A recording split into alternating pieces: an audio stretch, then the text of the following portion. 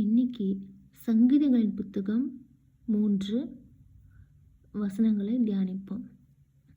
கர்த்தாவே, என் சத்துருக்கள் எவ்வளவாய் பெருகியிருக்கின்றார்கள்! எனக்கு விரோதமாய் எழும்புகிறவர்கள் அநேகர். தேவனிடத்தில் அவனுக்கு இரட்சிப்பு இல்லை என்று என் ஆத்துமாவை குறித்து சொல்லுகிறவர்கள் அநேகராயிருக்கின்றார்கள். ஆனாலும் கர்த்தாவே, நீர் என் கேடகமும் என் மகிமையும் என் தலையை உயர்த்துகிறவருமாயிருக்கின்றீர். நான் கர்த்தரை நோக்கி சத்தமிட்டு கூப்பிட்டேன். அவர் தமது பரிசுத்த பர்வதத்திலிருந்து எனக்கு செவி கொடுத்தார். நான் படுத்து நித்திரை செய்தேன், விழித்து கொண்டேன். கர்த்தர் என்னை தாங்குகின்றார். எனக்கு விரோதமாக சுற்றிலும் படையெடுத்து வருகிற 10,000 பேருக்கு நான் பயப்படேன்.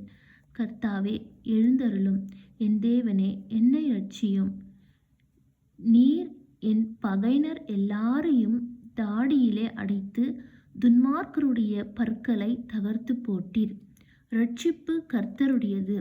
தேவரீருடைய ஆசீர்வாதம் உம்முடைய ஜனத்தின் மேல் இருப்பதாக. ஆமேன்.